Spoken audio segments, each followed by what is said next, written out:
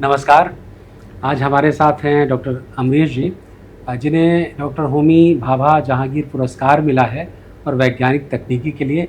आपको इस पुरस्कार के लिए बहुत-बहुत बधाई। बहुत बहुत धन्यवाद अरुण शेखर जी। डॉक्टर साहब, ये पुरस्कार मिला आपको तकनीकी भाषा के लिए जी और इसके पहले आपने इतिहास में, हिंदी में मास्टर की डिग्री की, पीएचडी की, जी यानी कि बहुत सारा आपका अध्ययन रहा है और बहुत रिसर्च वाला रहा है। जी। तो इस साहित्य को विज्ञान से कैसे जोड़ के आपने देखा? मैंने ऐसा देखा, दरअसल मैं कॉलेज में जब मैं पढ़ता था तो मैं विज्ञान का विद्यार्थी था जी। और मैं शुरू से ये महसूस कर रहा था कि हिंदी भाषा में या भारतीय भाषाओं में विज्ञान की पुस्तकें नहीं हैं। हाँ। और तब तो बिल्कुल नहीं होती थी जब मैं महाविद्यालय में और विश्वविद्यालय में पढ़ा करता था। तो मेरे मन में तब से था कि कुछ कुछ लिखूं। तो एक पत्रिका निकलती थी उस ज़माने में, आज भी निकलती है, विज्ञान प्रगति। विज्ञान प्रगति, जी जी बिल्कुल। तो उसमें मेरी छोटी छोटी रचनाएं, फिर पूरा का पूरा लेख छपना शुरू हुआ और मुझे उससे हिम्मत बढ़ी और मेरा आत्मविश्वास बढ़ा। फिर मैंने लिखने की प्रक्रिया जारी रखी और साहित्य के साथ साथ मैंने तकनीकी साहित्य में लिखने का मैंने निर्णय लिया। और मैं उस वक्त गुणाकर मूले जी, डॉक्टर जयंत नार्लिकर, इन सबों की पुस्तकें पढ़ता था। उसमें और भी पत्रिकाएं विज्ञान की होती थीं, मध्य प्रदेश से निकलती थी, विज्ञान, आविष्कार। ये सारी पत्रिकाएं मेरे मन पर छाप छोड़ती गई और फिर मैं लिखने के लिए उत्प्रेरित हुआ और मैं इस तरह आगे। जिस तरह से देखा जाए कि पत्रिकाओं का हमारे समाज में कितना महत्वपूर्ण स्थान है और विशेषकर आपने जो कहा विज्ञान प्रगति, आविष्कार, ऐसी पत्रिकाएं जो विद्यार्थी हिंदी प्रदेश के हैं और जिन्हों को विज्ञान से आगे पढ़ाई करनी है उनके लिए वो मतलब टेबलेट का टॉनिक का काम करती है। निश्चित रूप से वो पत्रिकाएं मैं पढ़ता रहा हूँ।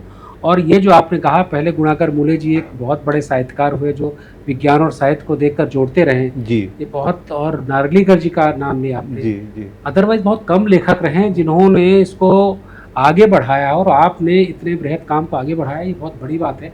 और हिंदी साहित्य अकादमी को मैं बधाई देना चाहूँगा कि आप जैसे साहित्यकारों को जो तकनीकी भाषा को लेकर आते हैं उनको भी लेकर आगे आए हैं। और आज जब त्रिभाषा का कार्यक्रम चला है, यानी कि न्यू एजुकेशन पॉलिसी में, नई शिक्षा नीति, उसके तहत भी एक बार ये देखा गया है कि अपनी मातृभाषा में तकनीकी विषयों की पढ़ाई की जाए। सबसे बड़ी समस्या यही उत्पन्न होती है कि उसमें उचित पुस्तकें उपलब्ध नहीं हैं। अरुण शेखर जी, आपकी बात बिल्कुल सही है। मैं महाराष्ट्र राज्य हिंदी साहित्य अकादमी को धन्यवाद देते हुए कि मैं इनका ऋणी हूँ, क्योंकि इन्होंने मेरे काम को सराहा है और मैं इनकी दृष्टि में आया हूँ। पर मैं ये आपको, मैंने जो महसूस किया मन की बात, तो मेरे मन में ये हमेशा ये रहा है, आज भी है, कि एक हमारे अंदर एक आयातित सोच है।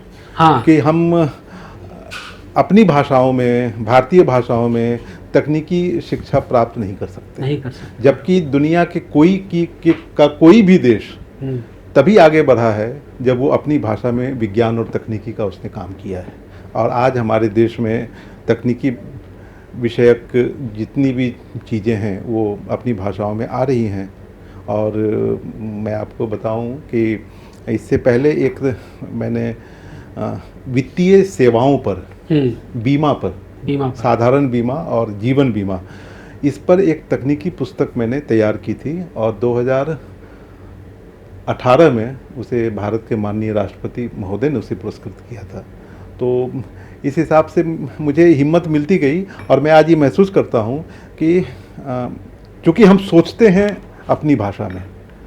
मुझे याद आता है फ्रांस के राष्ट्रपति फ्रैंक मित्रों पहले थे, उनसे किसी ने पूछा, किसी पत्रकार ने, कि आपके देश की प्रगति का राज क्या है। तो उन्होंने कहा कि मैं सपने अपनी भाषा में देखता हूँ।